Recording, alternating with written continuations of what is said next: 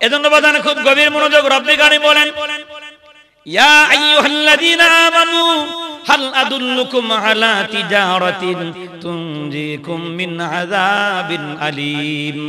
আল্লাহ রাব্বুল আমিন বলে, গোলাম এমন একটা ব্যবসার কথা তোমাদেরকে বলে দিলাম, ওই ব্যবসা যদি কোনো তৃণমূল মানুষ থেকে শুরু করে, যত বড় মানুষ বলো, বৃদ্ধা আবাল বনিতা যারা যে বা যারা আমার সেই ব্যবসা করবে, আল্লাহ রাব্বুল আমিন বলেন তুনজিকুম মিন আযাবিন আলীম, ওই ব্যবসা করার কারণে ওই মানুষটা শক্ত আযাব থেকে বেঁচে যাবে। সুবহানাল্লাহ।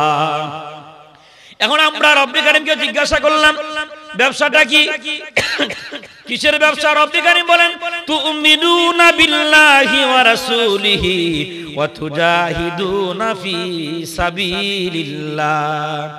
এ বান্দা শোনো, ব্যবসাটা কি? তুমিনুনা বিল্লাহ, ব্যবসাটা হলো আল্লাহর উপরে ঈমান আনা, ওয়া রাসূলিহি, এবং তার রাসূলের উপরে ঈমান আনা, আল্লাহর উপরে বিশ্বাস স্থাপন করা, এমনকি তার রাসূলের উপরে বিশ্বাস স্থাপন করা, ওয়া তুজাহিদুনা ফি সাবিলিল্লাহ, আর আল্লাহর রাস্তায় জিহাদ করা। তিনটা অপশন আল্লাহ রাব্বুল আমিন বলেন এই যে ব্যবসার কথা শিখিয়ে দিলাম শোনো, এক নাম্বার হলো রব্বে কারীমের উপরে বিশ্বাস স্থাপন করা, নাম্বার 2 রাসূলের উপরে বিশ্বাস স্থাপন করা, নাম্বার 3 নিজের জান এবং মাল দ্বারা আল্লাহর রাস্তায় জিহাদ করা। কয়টা? এই যে তিনটা। এক নাম্বার আল্লাহ রাব্বুল আমিন বলেন ব্যবসার পদ্ধতি শিখে নাও, তুমিনুনা বিল্লাহ, তোমাদের ব্যবসার এক নাম্বার পুঁজি হলো আল্লাহর উপরে বিশ্বাস স্থাপন করা, আল্লাহর উপরে ঈমান আনা। আর আল্লাহর উপরে ঈমান আনতে হলে আল্লাহর তিনটা জিনিসকে মেনে নিতে হয়। এক নাম্বার হলো আল্লাহ তাআলার সিফাতে যত গুণ আছে এটা সহ আল্লাহকে বিশ্বাস করা। নাম্বার 2 আল্লাহর জাতের ভিতরে বিশ্বাস স্থাপন করা, আল্লাহর আগেও পরে কেউ নাই, আর আল্লাহর কোনো সন্তানও নাই, এই কথা মনে প্রাণে বিশ্বাস করার নাম হলো আল্লাহর উপরে ঈমান। এজন্য বাজান দিলের কানে কথাগুলো বোঝার চেষ্টা করি। আল্লাহকে কেমনে বুঝবেন? সৃষ্টি দেখে স্রষ্টা চেনা। বলেন তো কি বলছি? সৃষ্টি দেখে স্রষ্টা চেনা। আল্লাহর বড় বড় সৃষ্টি দেখে অথবা ক্ষুদ্র হতে পারে ছোট ছোট সৃষ্টি দেখে যদি আল্লাহর অস্তিত্ব বোঝা যায়, মনে করবেন আপনি এই দুনিয়ার আস্তিক। আর যদি মনে করেন আল্লাহ চেনে না, ছোট ছোট জিনিস দেখার বড় বলে যে জিনিস দেখা যায় না ওইটা বিশ্বাসও করি না, এটার নাম হলো নাস্তিক। তাহলে যেটা আল্লাহর জাতকে বিশ্বাস করে এটা হলো আস্তিক, আর যেটা বিশ্বাস করে না ওটার নাম হলো নাস্তিক। এখনো দেখবেন নাস্তিকের অভাব নাই, ওরা কয় যে জিনিস দেখা যায় না ওটা আমরা মানিও না। আরে বেটা, তোর বাবার লগে তোর মায়ের বিয়ে হয়েছে, তুই কি দেখছিলি? ওই নাস্তিককে জিজ্ঞাসবেন তোর মায়ের লগে যখন তোর বাপের বিয়ে হয় তুই কি দেখছস? কয় দেখি নাই। তোর মায়ের কাছে শুনছস? কয় শুনে বিশ্বাস করছস? জবাব আছে? মোটেও নেই। এজন্য বাজান খুব গভীর মনোযোগ, যদি ঈমানটা যদি আল্লাহ তাআলা কবুল করে নেয়, ছোট্ট ছোট্ট জিনিস দেখার পরেও দেখবেন ঈমানের নূর আল্লাহ তাআলা তার ভিতরে পয়দা করে দেন। থানবী রাহমাতুল্লাহি আলাইহি লেখেন, ঝোপঝাড়ের ভিতরে একজন বিধবা মহিলা ঘুরে বেড়ায়। আল্লাহর বান্দা জিজ্ঞাসা করলেন, মা তুমি এখানে কি করো? কয় আমি এখানে বসে বসে ইবাদত করি। তুমি কার ইবাদত করো? ওই বৃদ্ধা বিধবা মহিলা বলেন, আমি ওই আসমানের মালিকের ইবাদত করি। আল্লাহর বান্দা জিজ্ঞাসা করলেন, তুমি কি মালিক চেনো? তুমি তো মাদ্রাসায় পড়ো নাই, কোরআন পড়ো নাই, হাদিস পড়ো নাই, মালিক চিনলা কেমনে? ওই গ্রাম্য বিধবা মহিলা বলে, আরে আল্লাহর বান্দা তুমি বসো নাই, আমি যখন রাস্তা দিয়ে হাইটা যাই ছাগলের ছোট ছোট পায়খানা দেখলে পরে ছাগলের অস্তিত্ব আমার ব্রেনের ভিতরে আসে, যে রাস্তা দিয়ে ছাগল হাইটা গেছে এটা ছাগলের পায়খানা। আবার সামনে যখন অগ্রসর হয়, যখন আমি দেখি গরুর পায়খানা, গোবর দেখার পরে আমার আকলে বলে এটা গরুর পায়খানা। তখন ওই বুড়ি মানুষটা ডাক দিয়ে কয়, শোনো, ছাগলের পায়খানা দেখে যদি ছাগল বোঝা যায়, গোবর দেখে যদি গরু বোঝা যায়, তাহলে চন্দ্র সূর্য বিশাল আকাশ আর জমিন দেখার পরে আল্লাহ যে একজন আছে এটা কেন বোঝা যাবে না? সুবহানাল্লাহ। আরে বাবা দেখেন, ঈমান কারে কয়? আল্লাহ তাআলা কাউকে যদি পছন্দ করে নেয়, কোনো না কোনো ভাবে তার ভিতরে ঈমানের নূর আল্লাহ পয়দা করে দেয়। এর নাম হলো আস্তিক। আর দেখবেন হাজারো বোঝানোর পরে অনেক মানুষ এমন দেখবেন বাবা হাজারো চেষ্টা করার পরে সে বুঝবে না, এটার নাম হলো নাস্তিক। আল্লাহ রাব্বুল আমিন বলেন, ঈমানদার কারা? আমার উপরে ঈমান আনে কারা? যারা আমার জাতিগত নামের উপরে বিশ্বাস স্থাপন করে, আর আমার উপরে বিশ্বাস স্থাপন করার পরে আমার যত গুনাহগুণ, আমার যত সিফাতি নাম আছে সবগুলাকে মানে এবং এটার উপরে বিশ্বাস স্থাপন করে, এর নাম হলো ঈমান। আমরাও কিন্তু আল্লাহর উপরে ঈমান আনি, কিন্তু আল্লাহর সিফাতি নামের ভিতরে অনেকগুলাকে আমরা বাদ দিয়ে দিই বাবা, এর নাম হলো শিরক। বুঝবেন কেমনে? আল্লাহ তাআলার একটা নাম হলো রাজ্জাক, রিজিক দাতা কে? আরে বাবা আওয়াজ দিয়ে বলেন, রিজিক দাতা কে? রিজিক দাতা আল্লাহ। এটা আমরা মুখে মুখে স্বীকার করি, এটা কিন্তু সাত্তার পাগলাও কয়, সাত্তার পাগলাও স্বীকার করে যে হ্যাঁ রিজিক দাতা আল্লাহ, কিন্তু মনে প্রাণে কোনো ব্যক্তি স্বীকার করে না। ওরে জিজ্ঞাসা করবেন কেমন আছো, না মনে পাইছে আছি, আল্লাহ বাঁচাইছে, ছেলেটা ইতালি পাঠাইছিলাম, নইলে তো আমি শেষ। তাহলে ঠিক আছে তো? তাহলে ওর ঈমানের ভিতরে দুর্বলতা আছে না নাই? আবার দেখবেন কয় ও মিয়া তোমার কি অবস্থা? কয় 4 বছর ধরে বিয়ে করছি বাবা, বাচ্চা কাচ্চা হয় না। এখন তাহলে বাচ্চা পাইলা কেমনে? কয় 4 বছর পরে একজনে কয় মাজারে যাও, গত বছর গেছিলাম মাজারে, বাচ্চা হয়ে গেছে। নাউজুবিল্লাহ। তাহলে মাজারওয়ালা কি বাচ্চা দেওয়ার কন্ট্রাক্টরে নিল? ওরে এই কন্ট্রাক্টরটি কে দিল? তাহলে আমার জাতি এটা কেন বলছে না যে মাজারে যাওয়ার পরে বাচ্চা যদি হয়, মাজারে যে পিসাব ওর মা কোন মাজারে যে ওরে আনছে? কথা বোঝেন নাই মনে হয়? তাহলে কি বুঝেন? মাজারওয়ালার কোনো ক্ষমতা, মাজারওয়ালার কোনো ক্ষমতা নাই। আবার অনেকে দেখবেন নির্বাচন আগে বোর্ডে পাস করার জন্য মাজারে যায়, যায় না? অনেকে যায়। আবার দেখবেন অনেকে আবার এরকম আছে ব্যবসার উন্নতির জন্য যায়, অথচ রিজিকের মালিক রব্বে কারীম বলেন ওমা মিন দাব্বাতিন ফিল আরদি ইল্লা আলাল্লাহি রিজকুহা। আল্লাহ রাব্বুল আমিন বলেন পৃথিবীর ভিতরে এমন কোন বিচরণশীল প্রাণী নাই যেই প্রাণীর রিজিকের ফয়সালা আল্লাহ না করেন। সবার রিজিকের ফয়সালা কে করেন? আল্লাহ করেন। এজন্য আল্লাহর নাম যে রাজ্জাক, তার সিফাতের নাম সবগুলা মনে প্রাণে বিশ্বাস স্থাপন করার নাম হলো আল্লাহর উপরে ঈমান।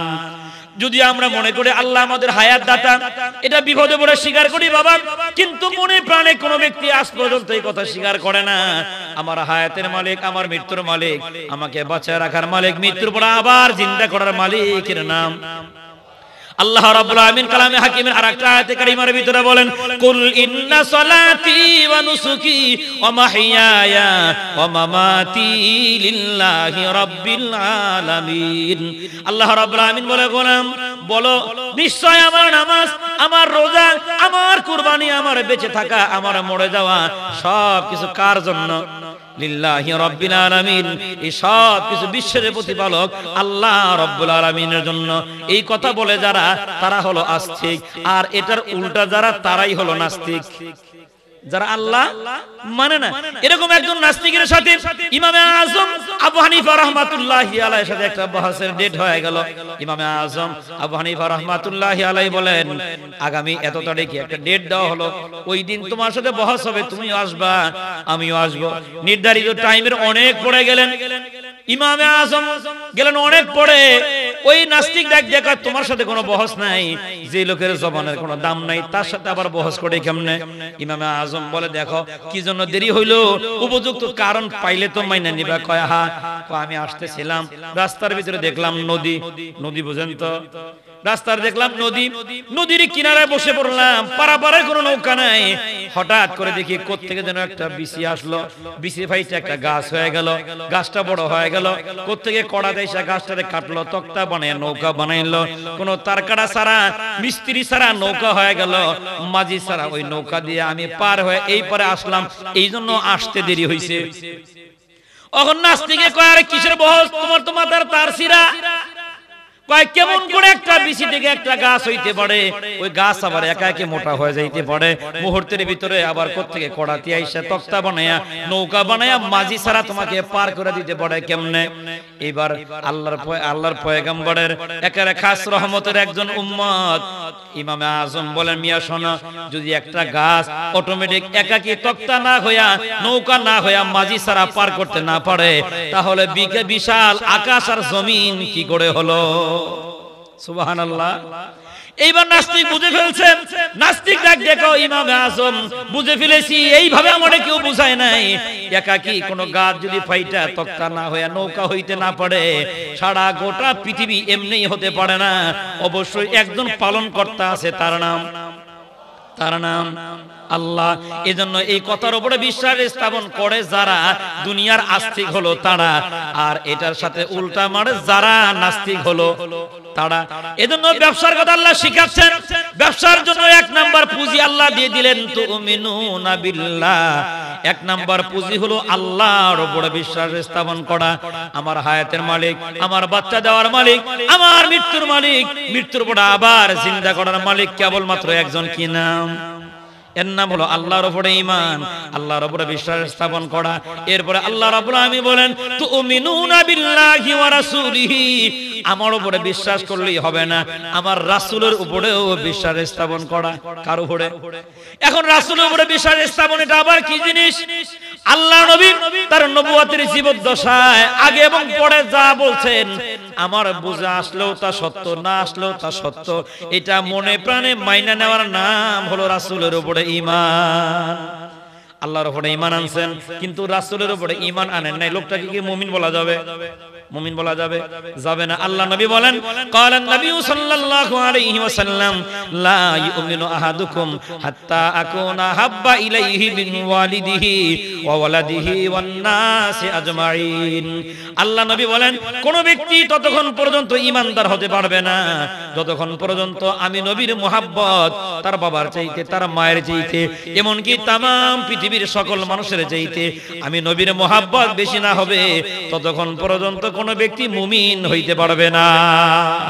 তো ঈমানদার হইতে হলে নবীকে ভালোবাসতে হয়, আর ওই জাহান্নাম থেকে বাঁচতে হলে দুই নাম্বার পুঁজি নিতে হয়, নবীর উপরে বিশ্বাস স্থাপন করতে হয়। কেমনে? নবী যা বলছেন সব সত্য। আরো একটা হাদিস থেকে তার প্রমাণ নেন। সাহাবাজ নবীর উপরে কেমন আস্থা ছিল, নবী যা বলছেন সব সত্য, দেখি বা না দেখি নবী যেমনে বলছেন অমনে মাইনা নেওয়ার নাম হলো ঈমান। বুঝবেন কেমনে বাবা? আরো একটা হাদিস থেকে শোনাই। আল্লাহ নবী সাল্লাল্লাহু আলাইহি ওয়াসাল্লাম একজন ইহুদির কাছ থেকে একটা উট কিনলেন।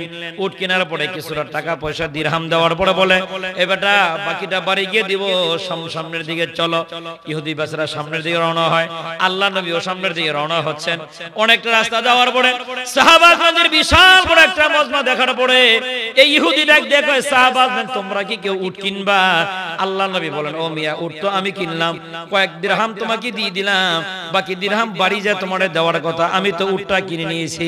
এবার ইহুদি ডাক দিয়ে কয়, আরে আব্দুল্লাহর বেটা মুহাম্মদ, তুমি মিথ্যে কথা বইলো না, তুমি আমার কাছ থেকে উট কেনো নাই। নাউজুবিল্লাহ বলেন না। নবী বলতেছেন উট কিনছি, আর ইহুদি কি কয় উট কেন নাই? খলিফাতুল মুসলিমিন জামার হাতা গোছায়, আর দেখা মাত্র ইহুদি ডাক দেখে, হুজুর আপনি উট কিনছেন। বুঝছেন কিছু? কি বুঝছেন?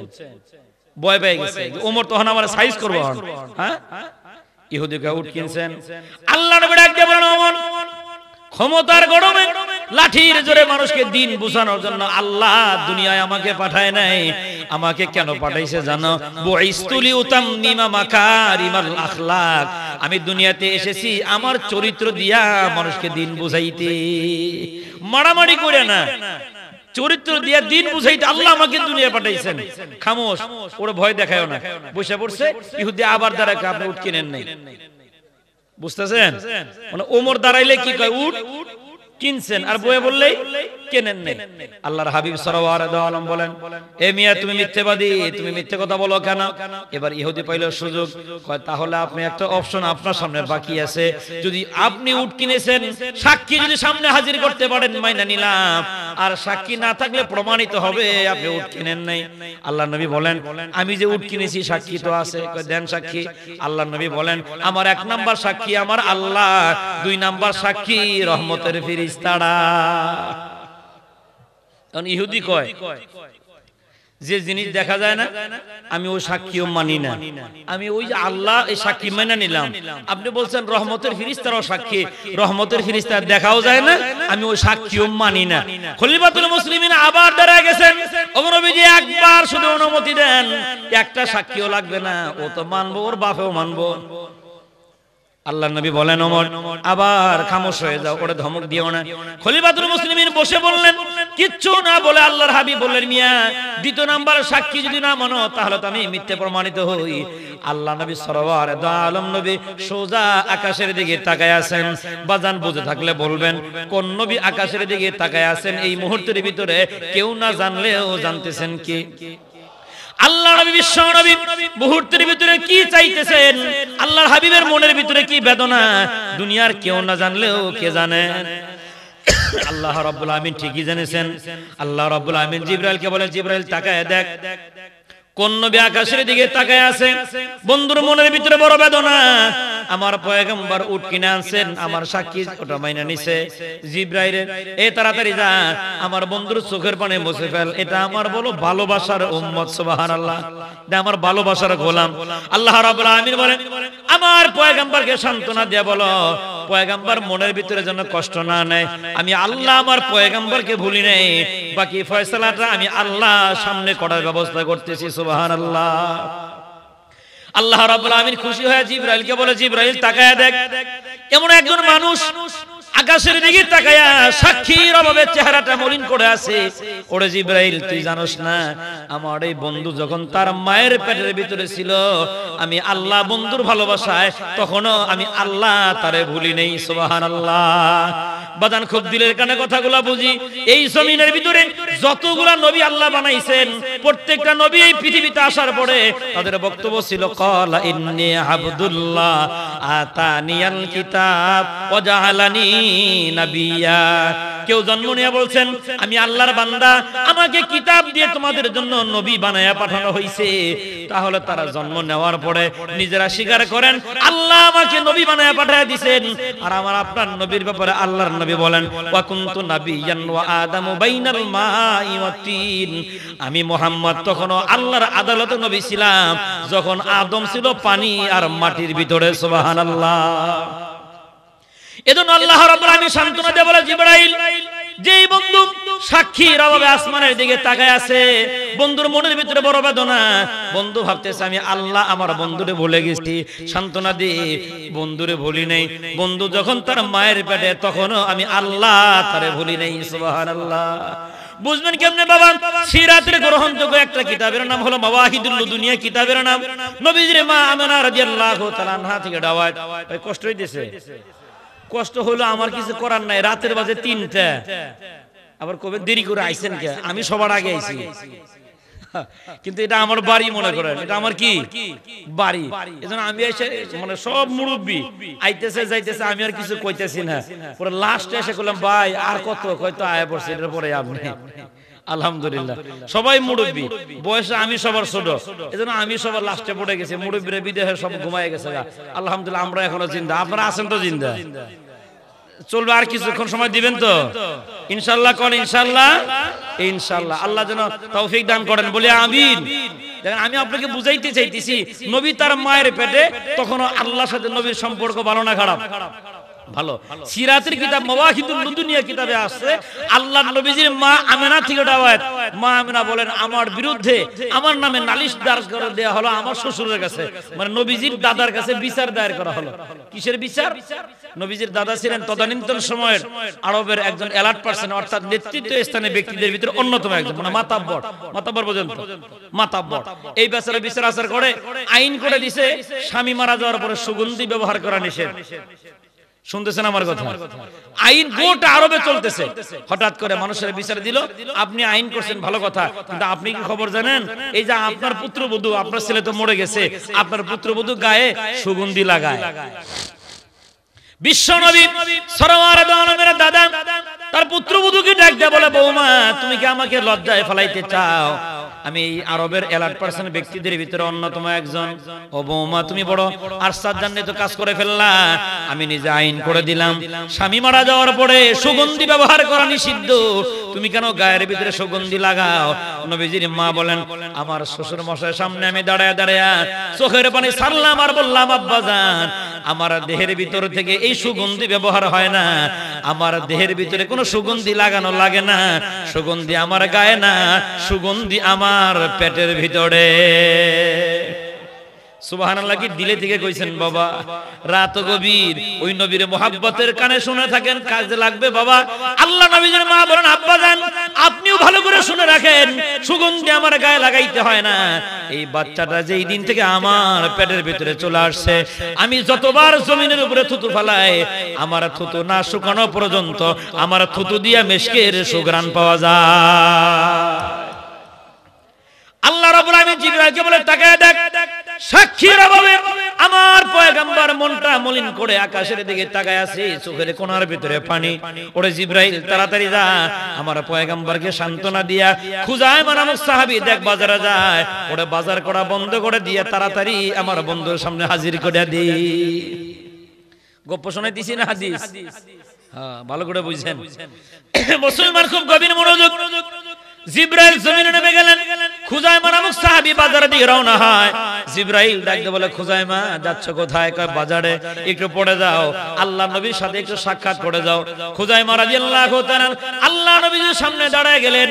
বাজান আমি আপনাকে বুঝাইতেছি, তুমিনুনা বিল্লাহি ওয়া রাসূলিহি, আল্লাহর উপরে বিশ্বাস স্থাপন করলাম, নবীর উপর আবার বিশ্বাস কেমনে আনে? বিশ্বাসের জন্য লম্বা চড়া হাদিস আপনাকে শোনানো হচ্ছে।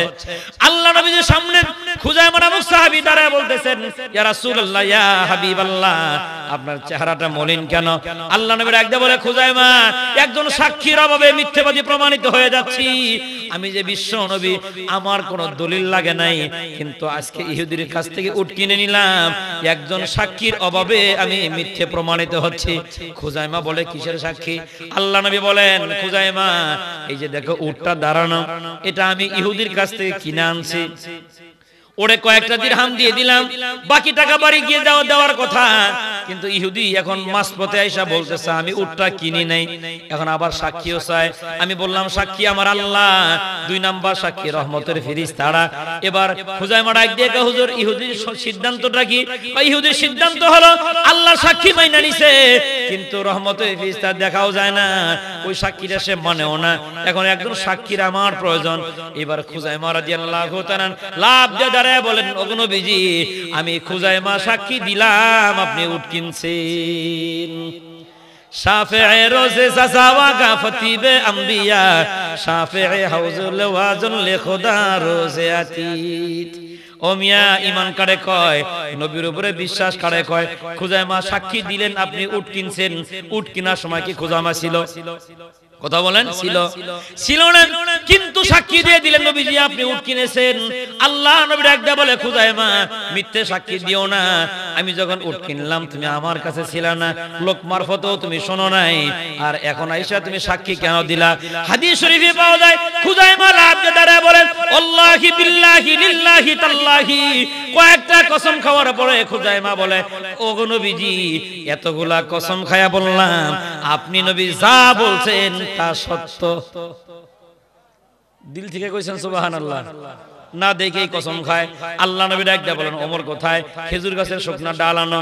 খুজায়মা মিথ্যে কথা বলছে, কারণ আমি নবী জানি আমি যখন উট কিনলাম খুজায়মা ছিল না, এখন খুজায়মাকে বেতের আঘাত করা হবে।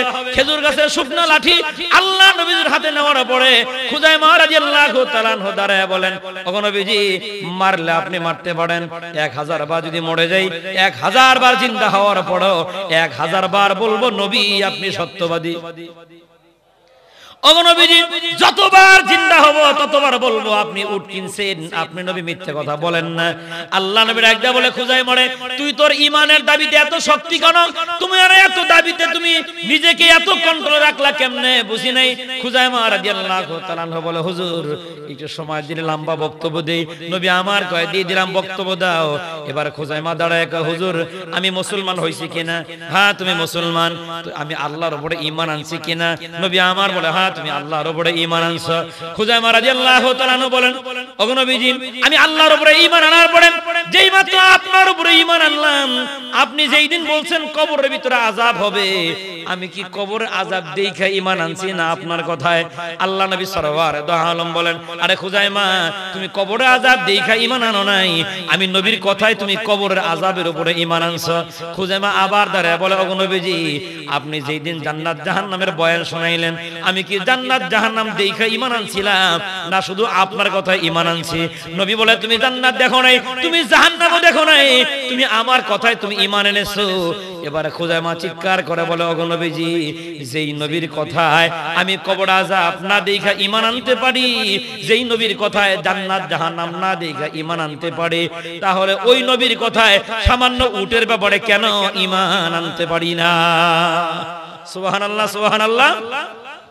আল্লাহর হাবিব সাল্লাল্লাহু আলাইহি ওয়াসাল্লাম বলেন, সাহাবাগণ শুনুন, এই যে খুজাইমার ঈমান এত দামের ঈমান, আমার উপর অগাধ ভালোবাসার বিশ্বাস থাকার কারণে শরীয়তের মাসালার ব্যাপারে দুইজন সাক্ষ্য লাগে।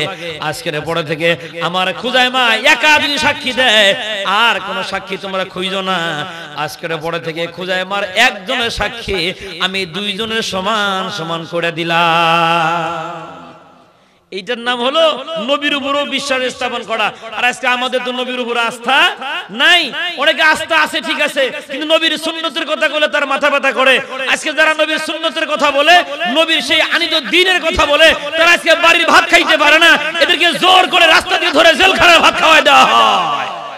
ও মিয়া মনে রাখবেন, ওরা মনে করতেছে জেলখানায় আটকে রাখা নবী প্রেমিকদের ঈমানকে দুর্বল করা যায়। ওদেরকে শোনায় দিয়েন, আগের আবু জাহেল নবীকে 3টা বছর জেলখানায় আটকে রাখার পরেও, নবী প্রেমিকদেরকে আটকে রাখার পরেও নবীর প্রেম উম্মতের কাছ থেকে বিলীন করতে পারে নাই।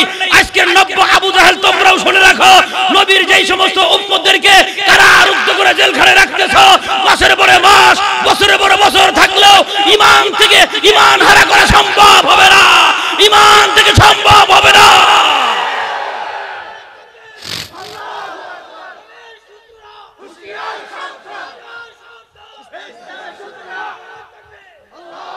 আলহামদুলিল্লাহ, এইবারে তাকবীর ঠিক আছে। এতক্ষণ দেখছি মঞ্চে তাকবীর দেয়, রাতের 3টা বাচ্চাতে কখন তাকবীর দিলে যদি পুলিশ আয়, ওনার মঞ্চে তাকবীরের মানুষ নাই। তাকবীর হবে শ্রোতাদের ভিতর থেকে। বলেন কাদের ভিতর থেকে? আর মঞ্চে থেকে তাকবীর হলে ভিডিও হবে, আর কেউ বক্তায় মনে হয় ওরা কিছু টাকা দিছে, তুই মাঝে মাঝে তাকবীর দিস। কথা বুঝতেছেন? কথা বুঝতেছেন? এগুলো সমালোচনা হয় পড়ে। এজন্য তাকবীর হওয়া চাই কার থেকে? শ্রোতার ভিতর থেকে। তাহলে বুঝবেন হ্যাঁ ঈমানের ভিতরে জজ্বা চলে আসছে। ভালো করে বুঝেন, আগের আবু জাহেল আর নব্য আবু জাহেলের ভিতরে কোনো পার্থক্য নাই। শুধু একটা পার্থক্য হলো, আগের আবু জাহেল মাদ্রাসায় যায় নাই, এখনকার আবু জাহেল মাদ্রাসায় যায়। আগের আবু জাহেল মসজিদে যায় নাই, এখনকার আবু জাহেল মসজিদে যায়। আগের আবু জাহেল ছিল বেড়া, এখনকার আবু জাহেল হলো বেড়ি। বুঝবেন কেন? এক আবু জাহেল বেড়ি, আবু জাহেলের নাম হলো ওয়াং সাং সুসি। এটাও একটা আবু জাহেল। এটাও কি? মায়ানমারের প্রধানমন্ত্রী। মুসলমানদেরকে কয় আমার কথা মানবি তো মায়ানমারে থাকবি, আর না মানলে রোহিঙ্গা বানায় বাংলাদেশে পাঠায় দিব। সেম কাহিনী। আবু জাহেল বলছিল মুহাম্মদ আমার কথা মানবে তো মক্কায় থাকবে, আমার কথা না মানলে মদিনায় পাঠিয়ে দেওয়া হবে। তাহলে বোঝা যায় আগের আবু জাহেল আর এখনকার আবু জাহেলের ভাষার ভিতরে কোনো পার্থক্য নাই। আর আজকের আবু জাহেল বলে হাত ভাঙিয়ে দিবে, ঘাড় মটকে দিবে।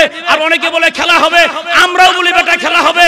কোন দিন খেলবা, কোন মাঠে খেলবা, দিন তারিখ নির্ধারণ করো, মাঠ নির্ধারণ করো।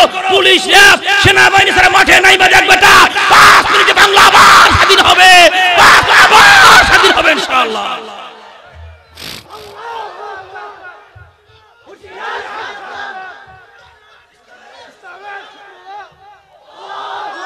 শুধু কয় খেলা হবে, শুধু কয় খেলা হবে। খেলা যে শুরু হয়েছে বেড়ার কোনো খবর, কোন খবর নেই। 1 বছর আগেই গেছে বাজান করোনা। করোনার কারণে প্রাইমারি বন্ধ। ওরা প্রাইমারি স্কুল যখন আবার খুলে দিছে, বাবা খুলে দেখে প্রাইমারির ভিতরে ছাত্র নাই, সব নুরানিতে ভর্তি হয়ে গেছে। বুঝেন নাই? বুঝেন নাই? তাহলে খেলা শুরু হয়েছে তো। তাহলে মনে রাখবেন বাবা, আরো একটা প্রমাণ নিয়ে দেখেন। স্বাধীনতার পর থেকে এই যে 50 বছর, আজ থেকে 50 বছর আগে গোটা বাংলার 68,000 গ্রাম বাংলা খোঁজার পরে দেখা যাইত একটা গ্রামের ভিতরে 5 জন 7 জন করে মাদ্রাসা ছাত্র, এর বেশি নাই।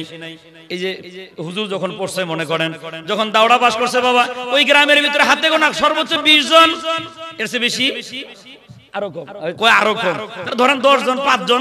তো আজ থেকে 50 বছর আগে একটা গ্রামের ভিতরে হুজুর ছিল মাত্র 5 জন, 10 জন, 20 জন সর্বোচ্চ।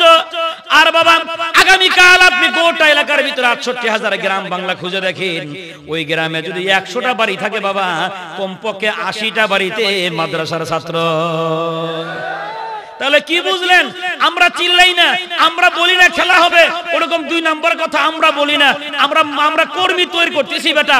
আগে ছিলাম মাত্র 5 জন, এখন আমরা শতকরা 80% চলে আসি, আর মাত্র 20% আসলেই তখন বেটা খেলবি বেটা, মাঠে কর্মী খুঁজে পাবি না বেটা, কর্মী খুঁজে পাবি না। ইনশাআল্লাহ বলেন ইনশাআল্লাহ। এজন্য কর্মী তৈরি করতে হবে। রাসূলের সৈনিক ওরা ভাবতেছে এদেরকে কাটার উদ্যোগ করে দুনিয়া থেকে বিদায় করে দেওয়া সম্ভব। মনে রাখবেন, উলামায়ে কেরামকে গ্রেফতার করা হবে যত, আল্লাহর জমিনে নবীর সুন্নতের আলোচনা হবে তত। এটা আগেও বন্ধ করতে পারে না আবু জাহেল, উতবা, শাইবা, নজর ইবনে হারিস, পারবেও না।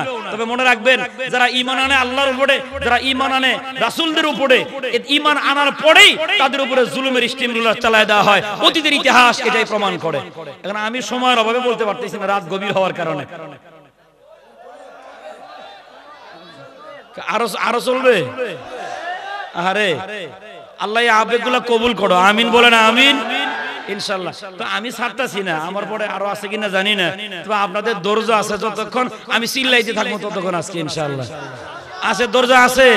যে ভালো করে বুঝেন, আল্লাহর উপরে ঈমান আনছে যারা, নবীর উপরে ঈমান আনছে যারা, জালেমের কাছ থেকে আক্রান্ত হইছে তারা। একটা একটা করে প্রমাণ নেন। আমি ওই বললাম না যে রাত গভীর হওয়ার কারণে আমি আপনাকে ভালো করে বুঝাইতে পারতেছি না, আরেকটু আগে হলে আরো মজা পাইতেন। এখন ঘুমের বাপ ছাড়ছে তো ইনশাআল্লাহ? না ছাড়া নেই, হয় না ছেড়ে গেছে? তাহলে একটু তাকবীর দেন তো, লিল্লাহে তাকবীর। আলহামদুলিল্লাহ, বোঝা গেছে যে ঘুম নাই। ইনশাআল্লাহ কোন ইনশাআল্লাহ, গভীর মনোযোগ।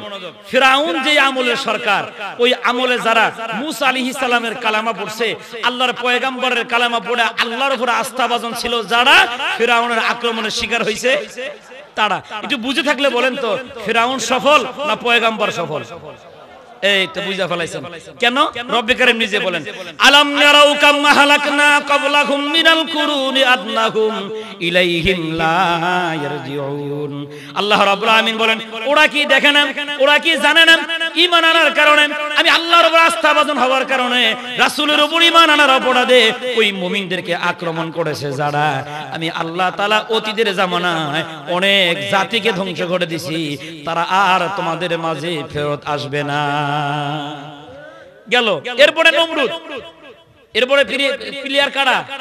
নমরুদ। ওই টাইমের ভিতরে নমরুদের জামানায় আল্লাহর উপর আস্থাভাজন ছিলেন যারা, আর পয়গম্বর ইব্রাহিম আলাইহিস সালামের উপরে ঈমান আনছেন যারা, নমরুদের দ্বারা আক্রান্তের শিকার হয়েছেন তারা। বুঝবেন কেমনে? নিজের বাবা আল্লাহর পয়গম্বর সাইয়েদনা ইব্রাহিম আলাইহিস সালামের বিরুদ্ধে বিচার দিলেন নমরুদের আদালতে, যে আমার ছেলের বিরুদ্ধে বিচার দিলাম, মানে স্বার্থের হানি হয়েছে। তো ওর বাবা মামলা করছে কার বিরুদ্ধে? বুঝে না রে, ছেলের বিরুদ্ধে কে? বাবা। আল্লাহর পয়গম্বর রাত্রে বাপেরে বুঝে, আব্বা ছেলেরা অপরাধ করে, আর আব্বা আর মা গিয়া ক্ষমা চায়, আর তুমি উল্টা, তুমি কি আমার নামে নমরুদের কাছে বিচার দিলা? কয় না, সাধারণ ডায়েরি করছি, আর যদি বেশি উজাস তাহলে মামলা রেকর্ড হবে। কে কয়? বাপে কয়। অন পয়গম্বরে কয়, আব্বা তাহলে মামলা উড্ডু করবা? তাহলে আমার কথা মাইনে নে, মূর্তি পূজা কর, এটার সামনে মাথা নিচু কর, তাহলে তোর নামে কোনো মামলা হবে না। আব্বা সম্ভব না, আমি কারোর সামনে মাথা নত করি না, আমার ভরসা কার উপরে? আমার ঈমান কার উপরে? আল্লাহর উপরে। তাইলে তোর জামিন নাই, দাঁড়া তোর নামে মামলাটা ডাবল করতেছি। অহন গিয়ে আজরে গিয়ে নমরুদের কয়, আমার ছেলেরে সোজা আঙ্গুলে গিয়ে উঠে না, মামলা চালু হোক। হয়ে গেল মামলা চালু, বাহিনী এসে পয়গম্বরের হাতে হ্যান্ডকাপ লাগায়। পয়গম্বর দিকে আমার অপরাধ কি? কয় গেলে বুঝবা। কি কয়? গেলে বুঝবা। ওরকম নমরুদের বাহিনী এখনো আছে, দেখবেন রাস্তা থেকে নিয়ে যায়, যদি জিগায় কি সমস্যা, কয় গেলে বুঝবা। যায় দেখে নতুন করে সব লেখা শেষ, ভাষা একটাই, ওই আগের ভাষা আর এখনকার ভাষার কোনো পার্থক্য নাই। আল্লাহর পয়গম্বর গ্রেফতার হয়ে গেলেন সাইয়েদনা ইব্রাহিম আলাইহিস সালাম। আল্লাহর উপরে ঈমান আনার অপরাধী পয়গম্বরকে গ্রেফতার করে যখন নমরুদের বাড়িতে হাজির করে দেওয়া হয়, নমরুদের সুন্দরী একটা মাইয়া ছিল। নমরুদের মাইয়া দোতলার ছাদ থেকে আল্লাহর পয়গম্বরের চেহারা দেখে পাগল হয়ে গেছেন। জ্ঞান নমরুদের কাছে প্রস্তাব দেয় আর বলে, আব্বাজান এই ছেলেটারে মাইরেন না, ছেলেটার চেহারা বড় সুন্দর, বরং আমার একটা বুদ্ধি নেন। নমরুদে কয়, কিসের বুদ্ধি? এক সপ্তাহের জন্য ছেলেটাকে আমার হাতে ছেড়ে দেন, মানে এক সপ্তাহ রিমান্ড হোক, একটা ঘরের ভিতরে আমার সাথে দিয়ে দেন, আমি তোরে বুঝাই। যদি আমার প্রস্তাব মাইনা নেয়, আমি সুন্দর একটা স্বামী পাইলাম, আর আপনি সুন্দর একটা মেয়ের জামাই পাইলেন। তাহলে আপনার রাজত্ব ঠিক থাকলো, আপনার বিরুদ্ধে বক্তব্য দিল না, সব ঠিক হয়ে গেল। সুন্দর করে একটা সপ্তাহের জন্য টাইম দিয়া আল্লাহর পয়গম্বর সাইয়েদনা ইব্রাহিম আলাইহিস সালামকে ছেড়ে দেওয়া হলো নমরুদের মেয়ের হাতে। রাত যখন গভীর হয়, নমরুদের মেয়ে আল্লাহর পয়গম্বরকে প্রস্তাব দেয়, ইব্রাহিম শোনো, তোমার চেহারা বড় ভালো, আমি চাই না তুমি আগুনে জ্বলো। যদি তুমি আমার প্রস্তাব মাইনা নাও, তোর আব্বা তোমার আগুনে দিবে না, আর আমার প্রস্তাব না মানলেই আব্বা তোমারে কই দিব। কথা কয় না, কই দিব, আগুনে দিব। ওই যে নমরুদের মাইয়া প্রস্তাব দেয়, আমার প্রস্তাব মানো, মানলে আগুনে যাওয়া লাগবে না। আজকেও নমরুদের মাইয়া বাইসা আছে বাবা, ওই নমরুদের মাইয়ার কথা শুনলে জেলখানায় যাওয়া লাগে না। আর নমরুদের মাইয়ার কথা শুনলে চাকরি পাওয়া যায়, নমরুদের মাইয়ার কথা শুনলে বেতন বাড়ে, আর না শুনলেই জেলখানায় যাওয়া লাগে। নমরুদের মাইয়া মরে গেছে, কিন্তু আজও সারা পৃথিবীতে নমরুদের মাইয়া বেঁচে আছে না না। ওই যে একটা কইছি ওয়াংশাং, বুঝছেন বুঝছেন না? আরো নাই, সারা পৃথিবীতে আছে না নাই? মনে রাখবেন বাবা, নমরুদের মাইয়ার যেমন প্রস্তাব ছিল, আমার প্রস্তাব মাইনা নাও, তাইলে তুমি শান্তি পাইবা। আল্লাহর পয়গম্বর বলেন, না মানলে কি হবে? না মানলে আব্বা তোমার আগুনে ছেড়ে দিবি। আল্লাহর পয়গম্বর বলেন, এটা আমার ঈমানের উপরে নমরুদের নির্যাতন চলে আসছে, আমার কাছে আগুনই উত্তম। সুবহানাল্লাহ। আল্লাহর পয়গম্বরকে ধরে নিয়ে ঈমান আনার অপরাধে পয়গম্বর আল্লাহর উপর আস্থাভাজন হওয়ার কারণে আগুনে ছেড়ে দেওয়া হলো। কিন্তু ঈমানওয়ালাকে আগুন দিলেও আগুন তাকে জ্বালাইতে পারে না। আগুন আইন মনে কার? আল্লাহ রাব্বুল আলামিন বলেন, আফা গায়রা দীনিল্লাহি ইয়াবগুনা ওয়ালাহু আসলামা মান ফিস সামাওয়াতি ওয়াল আরদি তাওআন ওয়া কারহা। আল্লাহ রাব্বুল আলামিন বলে, গোলাম তোমরা কি আমি আল্লাহর দেওয়া জীবন বিধান ছাড়া অন্য জায়গার মধ্যে শান্তি খুঁজো? অথচ আসমানে যারা আছে আইন মানে আমি আল্লাহর, জমিনে যারা আছে আইন মানে আমি আল্লাহর। কেউ ইচ্ছায় মানে, কেউ অনিচ্ছায় মানে, সবাই আইন মানে কার? সবাই আইন মানে আল্লাহর। আল্লাহর পয়গম্বরকে আগুনে ছেড়ে দেওয়া হলো, সাথে সাথে আল্লাহ তাআলা ওই আগুনকে নোটিশ করে দিয়া বলেন, কুলনা ইয়া নারু কুনি বারদাও ওয়া সালামান আলা ইব্রাহিম। আল্লাহ রাব্বুল আলামিন বলে, আগুন ইব্রাহিমের জন্য না ঠান্ডা না গরম, শীততাপ নিয়ন্ত্রিত হয়ে যাও। আগুন ফুলের বাগান হয়ে গেছে। সুবহানাল্লাহ। তাহলে নমরুদ সফল না পয়গম্বর সফল? আর আওয়াজ দেন, নমরুদ সফল না পয়গম্বর সফল? আগে আমরা শুনছি ফিরাউন ব্যর্থ, পয়গম্বর মুসা কালিমুল্লাহ সফল, আর এখন জানলাম ঈমান আনার কারণে আল্লাহর পয়গম্বর সফল, নমরুদ ব্যর্থ। কথা কয় না, কথা কয় না বাজান? খুব গভীর মনোযোগ। আল্লাহর একজন পয়গম্বর মুসা কালিমুল্লাহকে ঠেক দেওয়ার জন্য কারুন টাকার পয়সা দিয়ে নারী ভাড়া করে আনছে। বুঝেন বুঝেন কিন্তু বুঝেন, কে ভাড়া করে আনছে? কে? কারুনের কাছে পয়গম্বর যখন যাকাত চাইলেন, তখন কারুনে ডাক দিয়ে কয়, ইনসাল্ট করে আর কয়, টুপিওয়ালার টাকা কম পড়ে গেছে, টুপিওয়ালা ভিক্ষা চায় আমার কাছে। নাউজুবিল্লাহ বলেন। পয়গম্বর যখন যাকাত চায়, কারুনে কয় ভিক্ষা চায়। এখন কারণে বাজারে গিয়ে একটা ব্যবসা মহিলা ভাড়া করে আনছে, টাকার পয়সা দিয়ে ওই ব্যবসা মহিলাকে বলছে, তোরে টাকা চাও, টাকা দিলাম, পয়সা দিলাম। ওই পয়গম্বর যখন দাঁড়ায় দাঁড়ায় বক্তব্য দিবে, তুই শুধু সামনে দাঁড়ায় বলবি, মানুষেরা এই হুজুরের বক্তব্য শুনো না, হুজুরের চরিত্র খারাপ। ভাড়া করে আনছে, বেডি ভাড়া করে আনছে কেরা? কথা কয় না। এরকম কারণ নাই, এখনো বেডি ভাড়া করার সিস্টেম নাই। আছে আছে, ভালো করে বুঝেন, খালি বয়ান শুনেন না, দিলে বুঝায়েন, আবার এটা সকালে আরেকজনের দাওয়াতও দিবেন ইনশাআল্লাহ।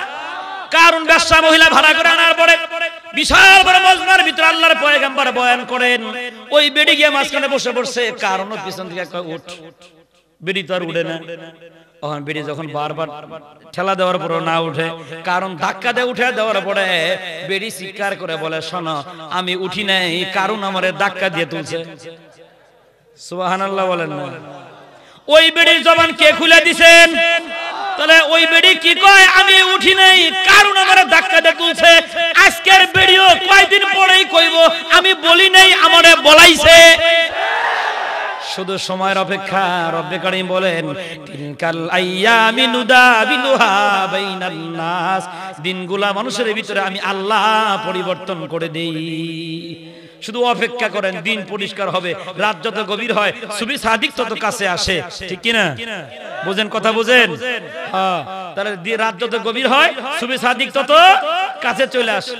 এখন বেড়ি দাঁড়ায় পয়গম্বরের দিকে তাকায় বলে, ওগো আল্লাহর পয়গম্বর, জীবন ভর শুধু আপনার নামে কথা শুনেছি, এই চোখ দিয়ে জীবনে কোনোদিন আপনারা দেখি নেই। এই যে আজকে আপনার চেহারাটা দেখলাম, এত মায়া লাগছে, আপনার চাইতে ভালো মানুষ গোটা জমিনে আর আমার নজরে পড়ে নাই। এখন বেড়ি কয়, আপনার চরিত্র ভালো, যেই কারণে টাকার পয়সা দিয়ে কারণ আমাকে ভাড়া করে আনছে, এই যে টাকার স্তূপ আমার হাতের ভিতরে, লাগবে না আমার টাকা। আপনার চরিত্র বড় ভালো, যেই কারণে আমাকে ভাড়া করে আনছে, এই চরিত্র খারাপ হলো কারণের। বুঝেন নাই? হ্যাঁ, ধরা খাইছে তখন। যখন ধরা খাইছে, বেড়ি বয়ান করে দেয় আর কয়, এই হুজুরের চরিত্র ভালো, এর চরিত্র খারাপ না, আমারে টাকা দিয়ে ভাড়া করে আনছে, আমারে কইতে কইছে, কিন্তু আমি উঠি নাই, কারণ ধাক্কাতে তুলছে। ওই বেড়ি যেমনি সব ফাঁস করে দিছে, আজকের বেড়িও দিব, শুধু সময়ের অপেক্ষা, শুধু সময়ের অপেক্ষা। বাবা ধৈর্য ধারণ করেন, মাথা গরম করা যাবে না। ওরা বেকারিমের সাহায্য প্রার্থনা করেন, বাঁচায় দিবেন কে? তার কারণ মুরব্বিদের একটা প্রবাদ ছিল, বাবা, রাখে আল্লাহ, মারে কে? আল্লাহ রাখলে পৃথিবীর কেউ আপনাকে মারতে পারবে না, আল্লাহ ইজ্জত দিলে কেউ তারে বেইজ্জতি করতে পারবে না। আবার মনে করেন না বাবা, জেলখানায় গেলে যে ইজ্জত কমে যায়, কমছে না বাড়ছে, আল্লাহর বান্দারে ছাইরা দিয়া দেখবেটা। বুঝেন কথা? বুঝেন? গোটা বাংলাদেশে এমন কোন মাঠ নাই যে মাঠে জায়গা হবে, কারণ জাতি সব বোঝে কিন্তু বলে না, কথা কয় না।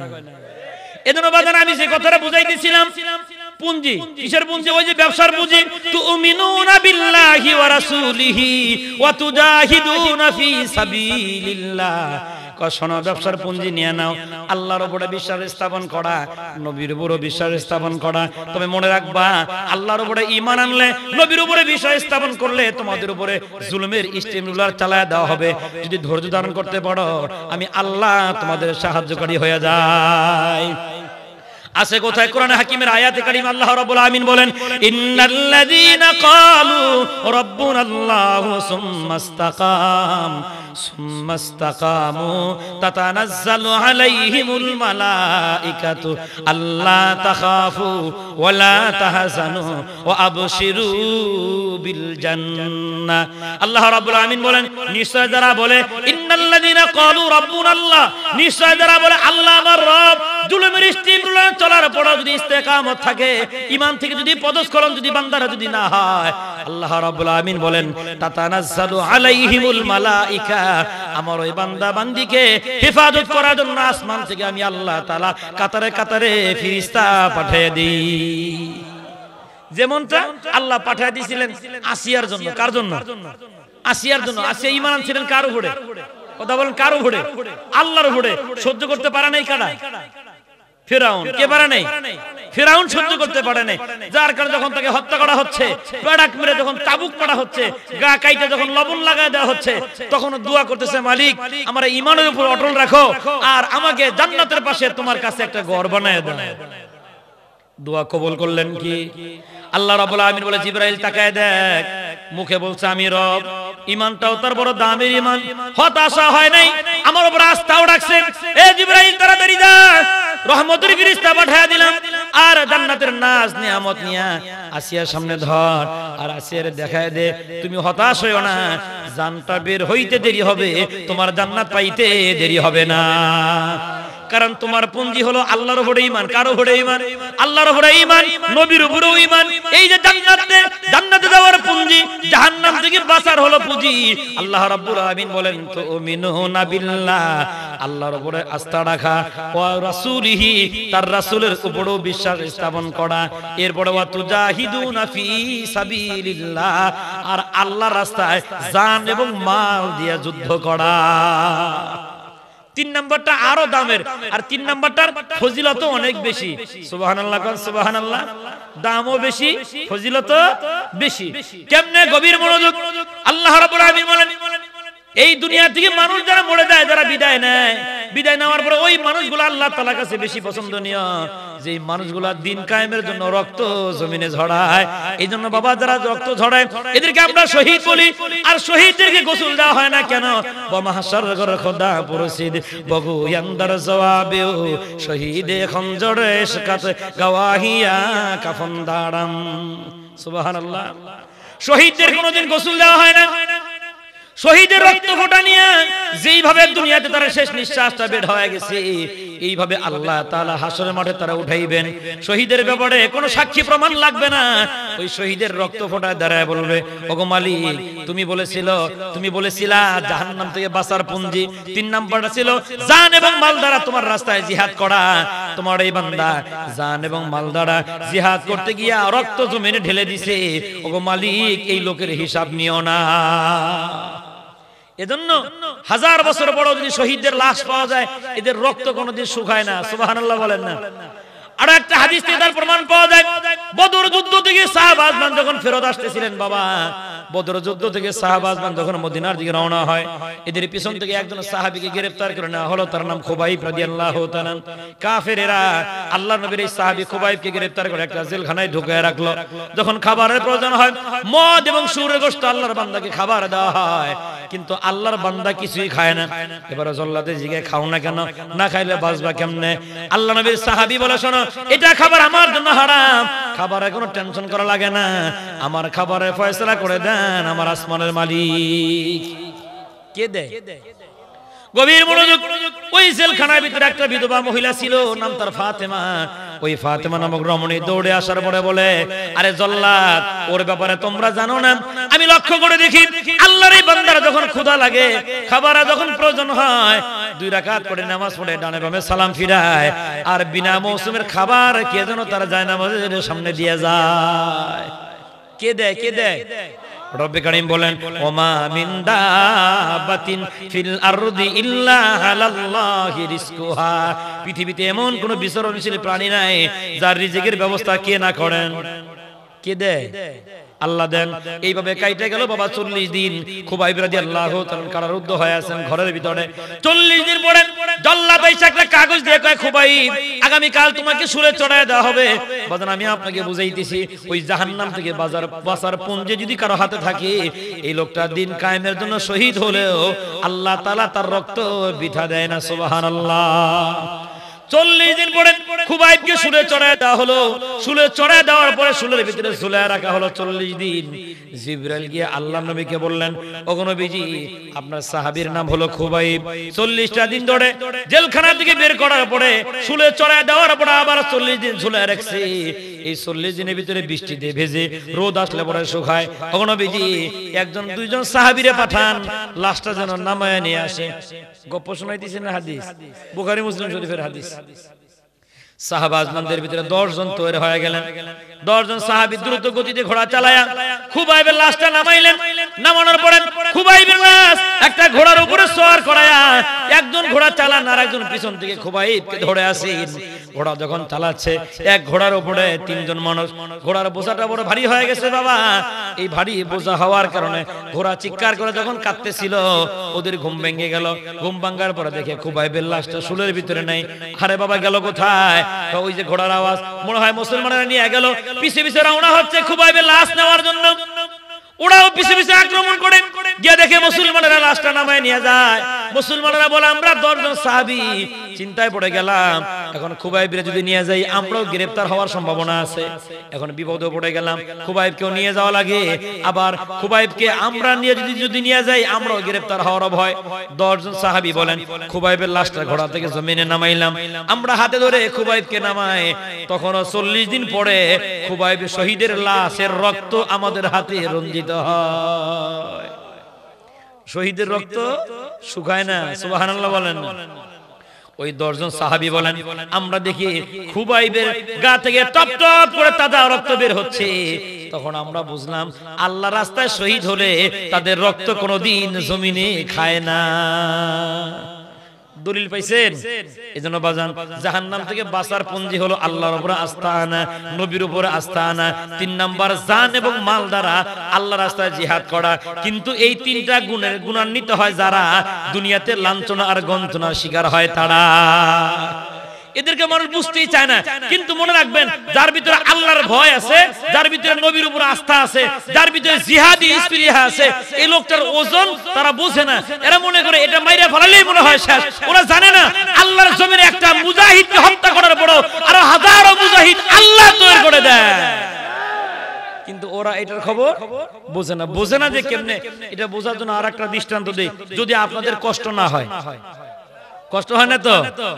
এক লোক গেছে চিড়িয়াখানা দেখতে, চিড়িয়াখানা বুঝেন তো, চিড়িয়াখানার ভিতরে বানর থাকে, হরিণ থাকে, অনেক রকমের পশু পাখি থাকে। এই বেটা পুরা চিড়িয়াখানা ঘুরতে ঘুরতে গিয়া বানরের কাছে গেছে। শুনতেছে? ঘুমায়েন না, ওয়াজে ঘুমাইলে সমস্যা আছে। কি জানেন? থানবী রহমাতুল্লাহি আলাইহি লেখেন যে এক বেটা বাথরুমের ভিতরে, আগের এখনকার বক্তারা তো মনে করেন ওই যে আয়া বয়ান করে গাড়ি নিয়ে আসার চলে যায়, আর আগে যে হুজুররা যখন বয়ান করছে শুরুতে আজায় ঘুমান লাগছে, গাড়ি নাই, কি করব। পরের দিন সকালবেলা সভাপতি সভাপতি মাইয়ার জামারে বিদায় করে দিবার গেছে, আবার সুন্দর করে শুকনা মুড়ি দিছে, খাইতে থাকে না, আইতাছে 10টা 11টার পর হাদিয়াও দেয় না, হুজুর যাইবার পারে না। আগের হুজুরের অবস্থা আছে। এখন ডিজিটাল হয়েছে তো, আবার স্মার্ট হয়েছে, সব আমরা গাড়ি লই আই, বয়ান শেষ, আবার যাই গিয়া টাকা গেলে আপনার যাবো, আমার কি বুঝেন না মনে কথা। আবার আমাদের হেলিকপ্টারও লাগে, বিমানও লাগে, হ্যাঁ সবই দরকার। আবার খবর নেই দেখেন ওর বাপ হাল চাষ করে খাইছে, তোর হেলিকপ্টার লাগে না? বাপরে হেলিকপ্টার। এজন্য আমি মাঝে মাঝে অহংকার না, শুকরিয়া আদায় করে বলি, আপনার খবর নেই দেখেন আলহামদুলিল্লাহ, এই যে বক্তার জগতে যতগুলো বাপ আছে, সবচাইতে আপনার রিটায়ার্ড পারসন এবং সবচাইতে অ্যালার্ট পারসন যতগুলো বাপ আছে, তার ভিতরে অন্যতম আমার বাবা, ইনশাআল্লাহ। আলহামদুলিল্লাহ, আলহামদুলিল্লাহ, আল্লাহ দান করছে আমরা। কিন্তু ওই কই না কাউরে গ্রাফিটি করি না যে আমার আব্বার এটা আছে, এটা আছে, হেন আছে, তেন আছে, কোনোদিন কাউরে বলিও নাই। তবে এটা বলি আলহামদুলিল্লাহ, সবচেয়ে শিক্ষিত যতগুলো বক্তা বাংলাদেশে, খবর না দেখেন, সর্বোচ্চ শিক্ষিত আমার বাবা। কিন্তু আমরা কোনোদিন বলি না ওই বাঙ্গাসুরা বাপে গাড়ি যেটা কিনে দিছে চলতেছে। কারণ কি জানেন? প্রথমে একটা কার্ড ছাপাইছিলাম, এই যে ভিডিও হইতেছে এটা বাপে শুনবো, ও হ্যাঁ ঠিক আছে, বলার কথা ঠিক আছে। একটা কার্ড ছাপাইছে, আমার নাম্বার দিয়েছি, বাপের নাম্বার দেই নেই। ওর কার্ড নিয়ে আব্বারে দেখেছে, আব্বা দেখেন তো কালারটা ঠিক আছে কিনা। তখন কয় জিডি বানাইছে, সব নিয়ে আসো, নিয়ে এসে সবগুলো এখন পড়া দাও। আমি বলছি কারণ কি? কার্ডে আমার নাম্বার কই? পরে কইছি ওয়াজকে আমি করবো না, আপনার বাপে করবো। তাহলে আমার কার্ডে আপনার নাম্বার লাগবে কেন? তখন বাবা কয় দিশা পাইলে না, এই দেশের বক্তার জগৎ সম্পর্কে আমার খুব জানা আছে, তোমরা কয় নাম্বারের চরিত্র কইবা এটা খুব জানি। এদেশে ওয়াজ করতে করতে আমি বুড়া হয়ে গেছি, দরকার নাই। ঢাকা থেকে লোকাল আয়, ময়মনসিংহ থেকে গাড়ি নিয়ে, ঢাকার থেকে গাড়ি নিয়েছি, 8,000 টাকা গাড়ি ভাড়াই আছে। আপনি কইলেও ঠিক, না কইলেও ঠিক, আমরা বুঝি তো। আবার এটা না করলে তো ওই যে পাবলিক টাকা কম দেয়, গাড়ি আনলেই টাকা বেশি দেয়, বুঝেন কথা। এই হলো অবস্থা। ওর বাপে কয় তোমার কার্ডের উপরে আমার নাম্বার দাও, তুমি যদি কোথাও কন্টাক্টে বয়ান করো, কোথাও টাকা নিয়ে যদি জ্ঞানদান করো, রাতের 12টা 1টা সর্বক্ষণ আমার ফোন খোলা থাকবে। যদি আমার নম্বরে কেউ ফোন দেয়, এখন আপনি ফোন দিয়ে পরীক্ষা করে দেখেন, ফোন দিলে আপনাকে জিজ্ঞাসা করে বললাই কি টাকা নিয়ে জ্ঞানদান করতেছে, হলে দেন ওরে। কি বুঝেন কি বিপদে আমি আছি। মানে কার্ডের ভিতরে বাবার নাম্বার, আগে তারটা দিয়ে পরে নিচে আমারটা দেওয়া লাগছে। মানুষ আগে তারা ফোন দেয়, আপনি কি রংপুরি সাপ? না আমি রংপুরির বাপ। মানে গেটা এরকম না, হ্যাঁ কি রংপুরির বাপ, হ্যাঁ রংপুরির বাপ। পরে কয় তারা রংপুরি হুজুর, কয় নিচের নাম্বারে ফোন দেন, কোথায় কার্ডে যে আপনার নাম্বার, কয় এইটাই তো বুঝলেন না, এই নাম্বার হলো পোলা ঠিক করার জন্য। আলহামদুলিল্লাহ কোন আলহামদুলিল্লাহ। এরকম বাপ যদি সব বক্তার থাকতো তাহলে আজকে হেলিকপ্টার লাগতো না। আল্লাহ যেন দীর্ঘদিন আমার আব্বার হায়াত দারাজ করেন, আমিন। ভালো করে কোন, তার কারণে বছরে 6 মাস জেলখানা থাকে। হ্যাঁ আমিন কোন, ভালো করে কয়, মানে বছরে 6 মাস তার জেলখানা থাকুন লাগে, 6 মাস। আর আমার জীবনের যত টাকা কামাই আছে তার অর্ধেকের বেশি টাকা লাগে তারা জামিন করাইতাম। আল্লাহ যেন হিংসুকের হিংসা, নিন্দুকের নিন্দা, জালেমের জুলুম থেকে সমস্ত উলামা ইকরামকে হেফাজত করেন, বলে আমিন। কি বুঝাইতেছিলাম ভুলে গেছেন কি? ওই যে বানর দেখবার গেছে, মনে আছে? বানর দেখবার গেছে, আমার বেচারা যখন বানর দেখতেছে, বানর কিন্তু অনুকরণ প্রিয় হয়, বুঝছেন? অনুকরণ প্রিয় হয়। গিয়ে এই বেড়ার বাড়ি আবার রাজশাহী, এখন দেখতেছে যে সবাই কলা দেয়, বানরে কলা খায়, বাদাম দেয়, মানে বানরে বাদামও খাইতেছে। এখন এই লোকে আইসা ওই যে আপনার কি বলে রাজশাহীর আম, ল্যাংরা আম আছে না, ওই অনেক দামি আম, এটা বানরে দিছে। কারণ বানরে মনে করছে বাদাম যেরকম খায় এটা ওরকম খায়, পুরো আম বড়া সহ খায় ফেলাইছে, মানে যেটা আটি কয়, আডি বড়া চিনছেন তো, ওই ভিতরে যেটা আছে এটা শুদ্ধ খায় ফেলাইছে। আম হজম হয়েছে, মাগার বড়া হজম হয় না। ওখান তো বানর যখন পায়খানা বন্ধ হয়ে গেছে, তখন বানর তো চিল্লা হাল্লা করে, পরে ওই চিড়িয়াখানার মালিক আইসে এটা হাসপাতালে নিয়ে পায়খানা রাস্তা কাইটে বড়া বাড়ি করছে। এরপরে থেকে বানরে তওবা করছে যে আমি যা কিছু খাই আগে মাপ দিয়ে খাওয়ান লাগবে। কিছুদিন পরে আরেক লোকে আসছে বাদাম নিয়ে, বানানো বাদাম খাও, আর বাদাম মুখে না দিয়ে পায়খানা রাস্তায় মাপ দেয়। বানরে কি করে? পায়খানা রাস্তায় মাপ দেয়। বেটা খুব রাগ হয়ে গেছে, আশ্চর্য ব্যাপার, ভালো বাদাম দেই ও মুখে না দিয়ে পায়খানা রাস্তায় মাপ দেয়। আর এক লোকে দেখছে কলা আনছে, ও কলা মুখে না দিয়ে পায়খানা রাস্তায় মাপ দেয়। এই দুই লোকে গিয়া ওই ডাক দিয়ে আনছে, এই মালিককে পর্যবেক্ষণ কে করে? আইসা হাজির, হুজুর আমি করি। তা আপনি করেন তো? বানরের এই চরিত্রকে বানরের দোষ দিন না ভাই, ও একবার বিপদে পড়ছিল। কি হয়েছে জানেন? একবার ওই রাজশাহীতে একবার আম নিয়ে এসে, ও আম হজম হয়েছে, মাগার বড়া হজম হয় নাই। এরপর তো কাইটে বার করুন লাগছে। এরপর থেকে বানরে তওবা করছে, যা খাইবো মাপ দিয়ে খাইবো, খাইলে বাইরেইবো কিনা। আজকের বানর দ্বারা ভালো করে বুঝলো, ফিরাউন থেকে শিক্ষা নাও, নমরুদ থেকে শিক্ষা নাও, হামান থেকে শিক্ষা নাও, আবু জাহেল থেকে শিক্ষা নাও। ওরা খাইছে, পায়খানা বন্ধ হইছে, কাইটেও বাইর করা যায় নাই। তোরও বন্ধ হয়ে যাবে, এটা বের করা সম্ভব হবে না, বের করা সম্ভব হবে না।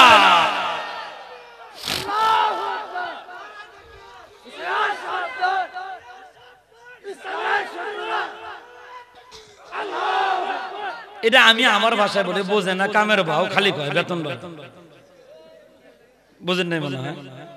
আল্লাহর উপর আস্থা, নবীর উপরে ঈমান আর জিহাদের স্পিয়া যার অন্তরে আছে, ওরা শুধু মারতে চায়, কিন্তু ওরা জানে না আগে যারা মারতে আইছে ওদেরটা কি হইছে, বন্ধ হয়ে গেছে। কথা কয় না, কি হয়ে গেছে?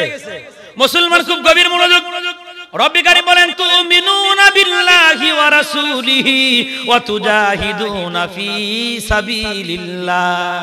এ গোলাম শুনে রাখো, ওই জাহান্নাম থেকে, আযাব থেকে যদি বাঁচতে চাও, তিনটা পুঞ্জি তুমি নিয়ে নাও। এক নাম্বার, আমি আল্লাহর উপর আস্থা পূর্ণ রাখো। দুই নাম্বার, নবীর উপর আস্থা রাখো। তিন নাম্বার, আমার দিন কায়েমের জন্য আল্লাহর জমিনে আল্লাহর দিন কায়েম হোক, এই আশা ভরসা নিয়ে জমিনে বিচরণ করো। আমি আল্লাহ তোমাদেরকে সাহায্য করব। সুবহানাল্লাহ। আছে কোথায়? রব্বি কারীম বলেন, ওয়ালা তাহিনু ওয়ালা তাহজানু ওয়া আনতুমুল আলাউনা ইন কুনতুম মুমিনিন। আল্লাহ রাব্বুল আলামিন বলেন, কোনো ভয় নাই, কোনো চিন্তা নাই, যদি তোমরা মুমিন হও আর আমার উপরে যদি তোমাদের আস্থা থাকে। কোন সংখ্যায় কত, জনবল কত, এটা কোনো প্রশ্ন না। ময়দানে যদি নামো, ওয়া কানা হাক্কান আলাইনা নাসরুল মুমিনিন, মুমিনদেরকে সাহায্য করা আমি আল্লাহর জন্য ওয়াজিব হয়ে যায়। এইজন্য আল্লাহর উপরে ঈমানটা দামের ঈমান হওয়া চাই। বাঁচাইবেন কে? এখন অনেকে বলবেন, হুজুর আল্লাহ কবে বাঁচাইবো? আমরা তো মার খাইতে খাইতে শেষ, দিনেও মার খাই, রাতেও মার খাই, বাতি জ্বালাইয়াও মারে, নিবাইয়াও মারে, আর কতদিন মার খামো? বাবা আর বেশি দিন খাওয়া লাগবে না, বিজয় কে দিবেন? আরো ভালো করে বুঝেন বাবা, একটা জঙ্গলের ভিতরে নেকড়ে বাঘ তাড়া করতেছে গরুরে, শুনতেছেন? এখন বাঘে গরু ধরতে পারে না, গরু সামনের দিকে দৌড়ায়, নেকড়ে বাঘ গরুর পিছে পিছে দৌড়ায়। এই যখন অবস্থা, গরু যখন নেকড়ে বাঘে ধরতে পারে না, জঙ্গল থেকে পার হওয়ার পরে গরু লাফ দিয়ে একটা পুকুরের ভিতরে পড়ে গেছে। যে এই পুকুরের ভিতরে পানি নাই, শুধু কাদো আছে। তখন নেকড়ে দেখলো গরু সামনে অ্যাডভান্স হইতে পারে না, আমিও যদি লাফ দেই তাহলে আমি ওখানে দাঁড়ায় দাঁড়ায় ওরে খাইতে পারলাম। বাঘেও লাফ দিছে, ঘটনা ক্রমে দুজন ফাড়াক, বাঘে গরু ধরতে পারে না, গরু সামনে যাইতে পারে না, গরু হাম্বা হাম্বা বলে চিৎকার করে। তখন বাঘে কয়, আরে চিল্লাস কে, তুইও বললি আমারেও। হ্যাঁ হ্যাঁ বুঝতেছেন? লাভ দিলি কে? লাভ দিছস তো দিছস, তো চিল্লাস কে? করে থাক, চিল্লাবি না। এখন গরু কয়, চিল্লাই কেন জানোস? আমার একজন মালিক আছে, মালিক আমার চিল্লানি শোনার পরে আমার মালিক যখন দৌড়ে আসবে, গরু কেন চিল্লায়, গরু কেন চিল্লায়? আমার মালিক যখন আইসা দেখবে আমি গর্তের ভিতরে কাদর মধ্যে পড়ে আছি, আমার মালিক গলার মধ্যে রশি বান্ধা টাইনা ছেঁচড়া বাড়িতে নিয়া মোটরের পানি দিয়ে গোসল দিয়া আমাকে রোদ্রে শুকা দিয়া লম্বা লাড়ি নিয়া তোর কাছে আইব। কারণ তোর তো কোনো মালিক, কথা কয় না, তোর কোনো মালিক নাই। আমার মালিক আমারে উদ্ধার করে লাঠি নিয়ে তোর কাছে আসবে, যেহেতু তোর মালিক নাই, এরপরে তোরে করব সাইজ। বুঝেন? আজকেও বাবা আমরাও বিপদে পড়ে শুধু চিল্লাই, মালিক বাঁচাও, মালিক বাঁচাও। বাঁচানোর মালিক, কথা কয় না, চিল্লাইতেছি না, এখন চিল্লাইতেছি না। আফগানিস্তানে মুসলমানেরা চিল্লাই, ফিলিস্তিনেও মুসলমানেরা চিল্লায়, বাংলাদেশেও মুসলমানেরা চিল্লায়, কিন্তু এই চিল্লানি ওই গরুর মতো মালিক তাকাইবে যেই দিন, আমাদেরকে তাড়া করে যারা, ওরাও মারি খাবে সেই দিন। শুধু মালিক তাকাইতে দেরি, ওরা মার খাইতে দেরি নেই। এজন্য বাঁচানো মালিক, এজন্য ভরসা 100% হওয়া চাই কারো উপরে। আল্লাহ রাব্বুল আলামিন বলেন ওমাই ইয়াতাওয়াক্কাল আলাল্লাহ ফাহুয়া হাসবুহু, যাদের ভরসা আমি আল্লাহর উপরে হয় আমি আল্লাহ তাআলা তাদের জন্য যথেষ্ট হয়ে যায়। এজন্য আমাদের ভরসা হওয়া চাই কারো উপরে। তবে আমাদের ভরসা আল্লাহর উপরে আছে কথা ঠিক আছে বাবা, কিন্তু এইটা সরাসরি না। অনেক দিন পরে বিয়ে করার পরে চেষ্টা করি, বাচ্চা হয় না, মাজারা মাজারা দৌড়াই, এরপরেও হয় না, ডাক্তারের কাছে যাই তাও হয় না, কবিরাজ দেখাই তাও হয় না, এরপরে কই আল্লাহ ভরসা। মানে চেষ্টা সাধনা সব শেষ করে পরে কি ভরসা বলে করে বুঝছেন। বিয়ে করছে 4 বছর বাচ্চা হয় না, আরেক বাট পরে কইছে মাজারে যাও গা, মাজারে গেলেই বাচ্চা হইব। গেছে মাজারে, মাজার থেকে ঘুরে এসে 4 বছর হইল না, হয় না তো, তাহলে একটু ডাক্তারও দেখাও। এবার ডাক্তারও দেখাইছে 4 বছর, তাও হয় না, হইল না তো, কবিরাজও দেখাও। এবার 4 বছর কবিরাজও দেখাইছে, কয় বছর হইলো? 12 বছর। 12 বছর পরে তিলাটির আশেপাশে বাজারে চা খায়, যা দেখে মুখটা মলিন। এই বেটা মুখ মলিন কেন? 12 বছর বিয়ে করছি, বাচ্চা কাচ্চা নাই। মাজারে 4 বছর লাগাইছি, ভালো কথা লাগাইছো। তারপরে ডাক্তারও 4 বছর, কবিরাজও 4 বছর। তাহলে এখন কি চিকিৎসা চলে? এখন কোন চিকিৎসা নাই, এখন আল্লাহ ভরসা। কয় বছর পরে? হ্যাঁ 12 বছর পরে কি ভরসা? এটা কিরকম হয়েছে জানেন? একবার রুটি শুকা দিছে, কাকে রুটি নিয়ে গেছে, ও রুটি নিয়ে কাকের পিছে পিছে দৌড়, 3 গ্রাম দৌড়াইছে, পারে নাই। 4 নম্বর গ্রামে গা মাঝখানে নদী, বেটা সাঁতারও জানে না, কাক তো রুটি নিয়ে ওপার গেছে, দৌড়তেও পারে না। অনকা যা সদকা দিলাম। কয় বছর পরে? 12 বছর পরে আল্লাহ ভরসা করলে ফায়দা হবে তা, আর এই বেটা রুটি সদকা করার সওয়াব হবে তা। এজন্য আমাদের ভরসা হওয়া চাই, বিপদ যেখানে আল্লাহর উপরে ভরসা হবে মনে থাকবে তো ইনশাআল্লাহ। ইনশাআল্লাহ। তাহলে ওই জাহান্নাম থেকে বাঁচার পুঁজি 1 নাম্বার আল্লাহর উপরে আস্থা, 2 নাম্বার নবীর উপরে আস্থা, 3 নাম্বার আল্লাহর জমিনে আল্লাহর দ্বীন কায়েম হোক, এই নিয়াত করে মাঠে ময়দানে বিচরণ করা। এই 3টা সহ আল্লাহর উপরে আস্থা থাকলে বিজয় কে দিবেন? কে দিবেন? আল্লাহ দান করুন।